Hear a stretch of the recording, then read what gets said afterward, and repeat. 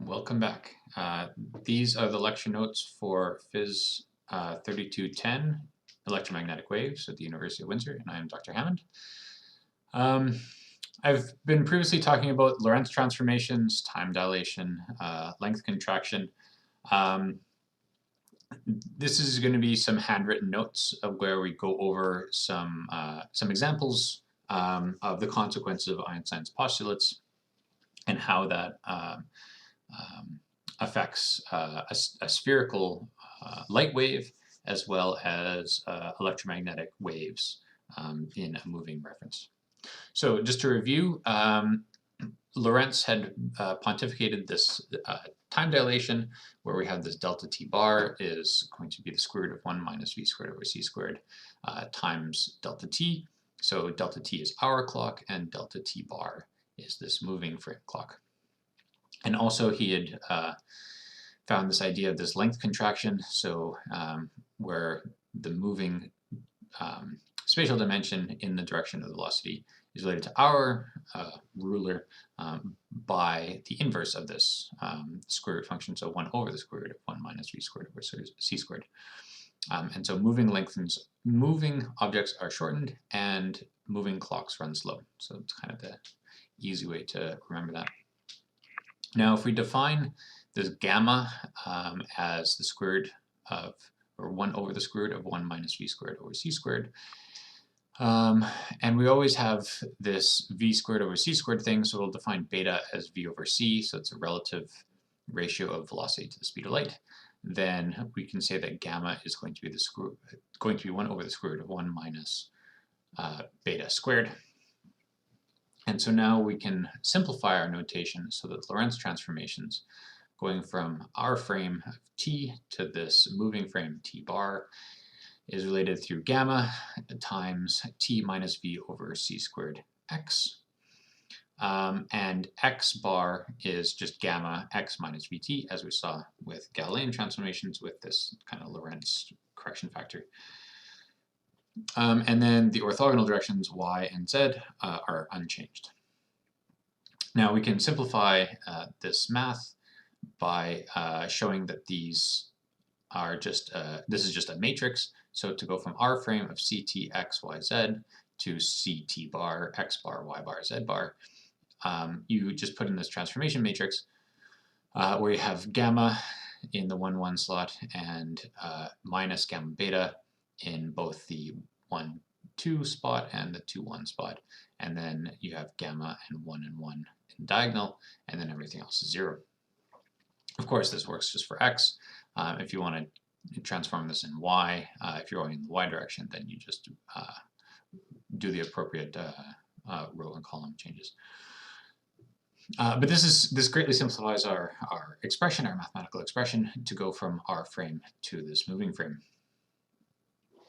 Okay, so now that we have these Lorentz transformations, we're going to go through an example where a light pulse starts at t and t bar are both equal to 0, so we'll define that as some origin.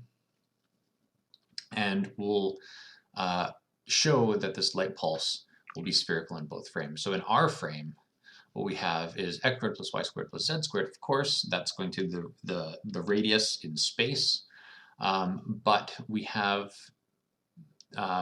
also this time component, and so this pulse spreads out at the speed of light c. And so now if we include this time, then this x squared plus y squared plus z squared minus c squared t squared is going to be equal to 0. Okay, so this is kind of like a 4-dimensional radius, if you want to think about it that way, and that's going to be equal to 0. And so we're like riding this light wave to keep this in this expression here. In this moving frame, we'll have x bar squared plus y bar squared plus z bar squared minus c squared t bar squared. And so what we want to know is what that's going to be equal to. So we just take all those definitions from the Lorentz transformation, we just put them in here. So we have x bar squared, so it's minus gamma beta ct plus gamma x, and that's going to be squared plus y squared plus z squared. Nothing changes between y and y bar, and z bar. And then we have c squared t bar squared. And so we put that into the Lorentz transformation here. So we get ct gamma minus gamma beta x, and we square that. And then you just distribute that, and you can simplify that. You get a beta squared out front here, and we'll also get a beta squared from these two, or sorry, a gamma squared from these two here. So we get a gamma squared x minus beta ct, and the squared, and gamma squared ct minus beta x squared.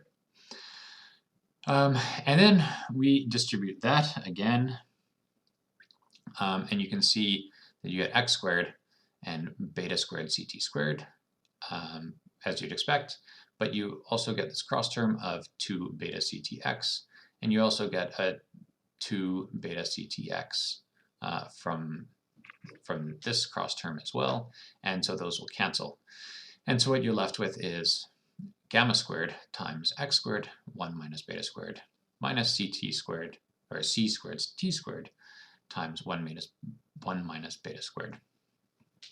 But we know that 1 minus beta squared is actually equal to 1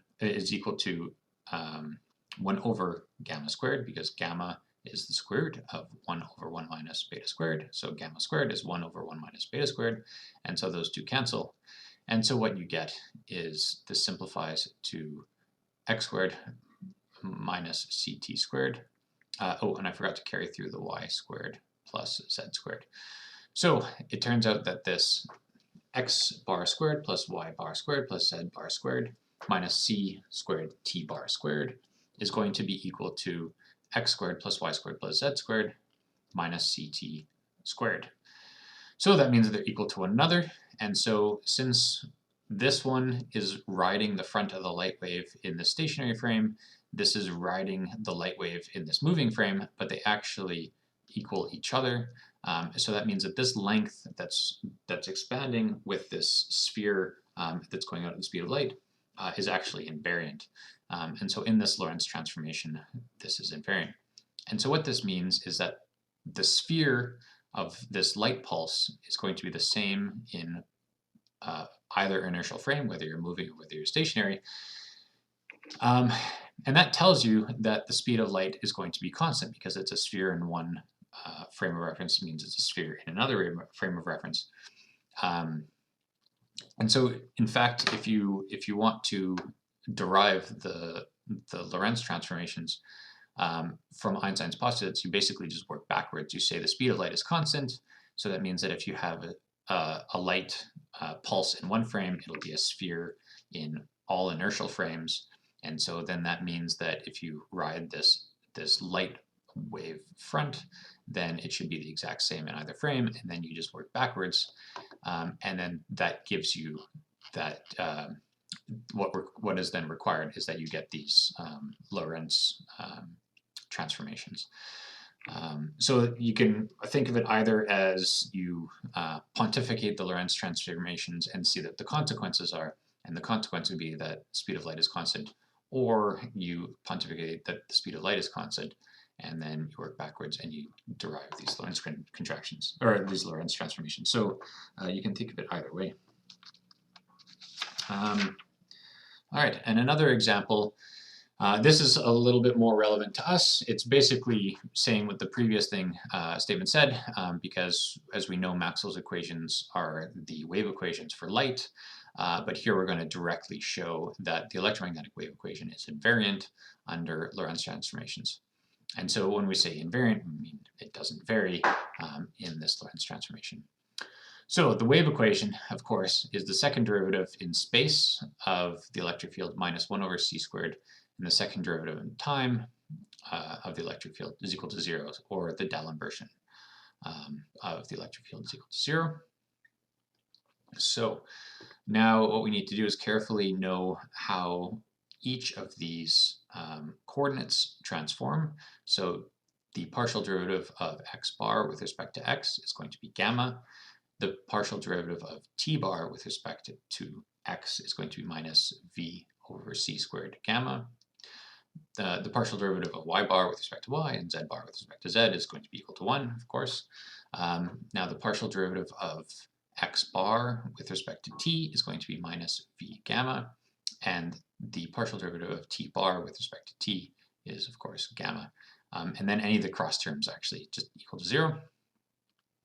So then we just use the chain rule, and we say the derivative of the partial derivative of e with respect to x is going to be the partial derivative of e with respect to x bar times the partial derivative of x bar with respect to x. And we do that for y, we do that for z, but those of course go to 0. And then we also have the partial derivative of e with respect to t bar times the partial derivative of t with respect to x. So this is this gives us the derivative of the electric field with respect to x is all these, we have to think of the chain rule for all these different coordinates. And so that gives us gamma times the partial derivative of e with respect to x bar minus v over c squared times gamma, and then the partial derivative of e with respect to t bar. So now we've just taken a partial derivative of our electric field with respect to our at rest frame spatial coordinate, and that's given us a partial derivative in our moving frame spatial coordinate and time coordinate. So that gives us our first derivative.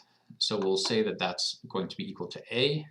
And so we get our second derivative, we'll just say that that's the first derivative of a with respect to x. And so we do the same thing again. And what we get is, of course, this partial derivative of a with respect to x bar times the partial derivative of x bar with respect to x, and a with respect to t bar and t bar with respect to x. And that gives us, again, this gamma factor times dA by dx bar minus v gamma over c squared, and then the partial derivative of a with respect to t bar, just like we had over here. But a is the first derivative of e with respect to x. So we substitute that in, and we distribute. And so we get that the second derivative of the electric field with respect to x squared is going to be this gamma squared factor, and then second derivative of e with respect to x bar. We have these two terms, which are in fact the same. And then we have gamma squared and then v squared over c to the fourth, and then the second derivative of the electric field with respect to t bar squared. And then we have to do this for the electric field with respect to t. And so I'll kind of skip some of these steps because I'm starting to talk a lot about partial derivatives. But the upshot is that the second derivative of the electric field with respect to t, with respect to this stationary frame time, gives us this v squared gamma squared, the second derivative of the electric field with respect to x bar squared. And then we have these two terms again, but they're the same, and in fact will be the same as what we got for x. And then we have gamma squared, this second derivative of e with respect to t bar squared. And so then we put these into the wave equation, which is the partial derivative of e with respect to x squared minus 1 over c squared, and then the second derivative of e with respect to t squared. And these two terms that we get from here and from what we get here cancel out, and so that's what's shown here. And then we look at these other terms, and it turns out what we have is we have a gamma squared here, and we have this second derivative of e with respect to x bar squared. We have a second derivative of e with respect to x bar squared, but this is going to be times gamma squared and then v squared over c squared, and so we get 1 minus v squared over c squared, and then times gamma squared. And they're going to cancel, and same thing with here. We're going to have v squared over c squared minus 1, but that's, of course, the negative of gamma squared. And so that just cancels, or 1 over gamma squared, so that just cancels again, we get minus. And so the second derivative, so this wave equation, which is the second derivative of the electric field with respect to x minus 1 over c squared, times the second derivative of the electric field with respect to t squared, is in fact the wave equation in this bar frame, in this moving frame. So it's still the wave equation. So the nice thing is this confirms that the Maxwell's wave equation is invariant in this moving frame. But that's actually what we already said in the previous case, because we said that a light pulse will be spherical in either frame. And we showed that with those Lorentz contractions that is satisfied, or in Einstein's postulate, that gives us the Lorentz contractions, or the Lorentz transformations. But that's what we showed here, but using the wave equation. But that's basically also saying that a spherical wave is a spherical wave. All right. And so just some other quick examples would be if we have this some particle moving in a parabolic motion. So say it's moving from infinitely far away. We actually can't see it when we're back here. So we're, some previous time, we don't see this object because it's too far away. And it all of a sudden, say, starts, existing or emitting a light pulse or something like that, but it comes screaming towards us, close to the speed of light. We still don't see it all the way until right that we intersect with with its light cone here, right at t equals 0. So that's the first time that we can see A, and that's in its infinite past, and this thing is going close to the speed of light. And then as it approaches us, as we said, it's in hyperbolic motion, it's starting to slow down, and then it's going back off to infinity. But once we start to see it, you can see that there's going to be almost like a shock wave of what we've seen. So if this thing's emitting, say, white light or, red light or something like that towards us, if this thing's going really, really close to speed of light, then of course what we're not going to be seeing red light, we're going to be seeing something like gamma rays or X-rays or something like that. But then once this thing starts to turn around, then the this time of emission slows down, and so it ends up being that we see this red light at this point here, but then this thing goes screaming back away from us, and so now we'll always see this thing forever and always, but this thing will become increasingly redshifted. So instead of this being red, it'll be in the infrared, and then eventually terahertz, and then radio waves and stuff like that. But we'll always see a signal coming from this thing. It might be Doppler shifted, it might be increasingly weak, of course, but we can always see it. So basically, once this thing comes within our field of view or within our light cone, we'll always see it forever and always. And another simple diagram, so this is an example that I've taken from the textbook, is what does a space-time diagram look like of a conversation? So this is just to kind of help familiarize yourself with what a space-time diagram looks like. So we call these space-time diagrams. So space in x-axis, time in the y-axis. And so anything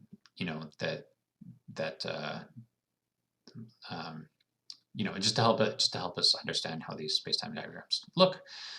So this thing, so this person B says something, and it takes the speed of sound for it to relay to us. So if it were sending, say, like a semaphore or something like that, if you guys know what a semaphore is, for those of you who went to Cubs or something like that, Scouts, it would send a signal, a light signal. So say it's even flashlight with Morse code, and that would be coming along this light-like ray here. But because it's time-like, this person sends a signal, and they communicate with sound, and so it goes slower than the speed of light, and it reaches person A eventually on their space-time diagram. Then they think about what you said. So this person says hi, you think about it and say, oh, hello, you say back. And if you send it at the speed of light, it would go along your light-like cone, but instead you say it audibly, and so eventually reaches that person back here, and they hear, hi, how are you? So this is just a simple explanation of how these space-time diagrams work. In case if you haven't seen them, you've probably seen them before in second year in EM fields and photons, or maybe even in physics 1500 from symmetry to chaos. But just to refresh our memory, this is what the space-time diagram looks like, and that's what that means. All right, and the last thing that I want to discuss here is the geometry of space-time. And so what we can discuss are the rotation of a coordinate system. So for those of you who forget how to do a rotation of a coordinate system, we have x and y as our two-dimensional coordinate system, and we're rotating into x prime, y prime. So we rotate these coordinate systems by an angle theta. This point P is at an angle phi relative to this xy coordinate system, and it has a distance r. So of course we're just rotating this, so the distance r doesn't actually change, but what will be changing is this distance, or this angle phi will become phi prime. So phi prime is of course phi minus theta, and this x coordinate will be r times cosine phi, and the y coordinate will be r sine phi, right? So we can do this exact same thing in the x prime, y prime coordinate system. So this is again r, so we haven't changed the distance, so it's still r times cosine phi prime, of course. But we've said that phi prime is phi minus theta, and so we say that's r cos phi minus theta, which gives us r cos phi cos theta plus r sine phi sine theta. But we've just said that x is r cos phi and y is r sine phi, and so that gives us x prime is equal to x cos theta plus y sine theta. So that's nice. We can do the exact same thing for y. So we have y is equal to r sine phi, and so that gives us r sine phi minus theta, which again gives us y cos theta minus x sine theta. And so what we can do is write this as in matrix form, and so we can say that going from our x, y coordinate system to x prime, y prime, we use this rotation matrix of cosine sine theta and minus sine theta cosine theta. And if we want to put this in 3 dimensions, since we also have a z-axis, then z is doing nothing, so going from z to z prime, there's no influence of x or y, and it's just z is going to z prime, and so it's just 1. So our 3-dimensional rotation matrix is cosine theta, sine theta, 0, minus sine theta, cosine theta, 0, 0, 0, 1. And it's as simple as that. Now, in special relativity, what we do is instead of having regular functions, cosine and sine functions, we actually deal with hyperbolic functions, because what we'll be saying is that we'll be dealing with a rotation matrix that instead of working by this angle, we'll be calling the hyperbolic sine of this angle theta will be equal to gamma times beta. So if you go through the math, you define the hyperbolic tan as beta, then if you look at the definition of hyperbolic cosine, or cosh, is e to the theta plus e to the minus theta over 2, and hyperbolic sine is, or sinh, is e to the theta minus e to the minus theta over 2, and hyperbolic tan, or tanh, is sinh over cosh. So instead of having cosine squared plus sine squared is equal to 1, you have hyperbolic cosine squared minus hyperbolic sine squared is equal to 1. And so if you use all these definitions, then gamma is going to be 1 minus beta squared to the negative 1/2, of course, which is 1 minus hyperbolic tan function squared to the minus 1/2.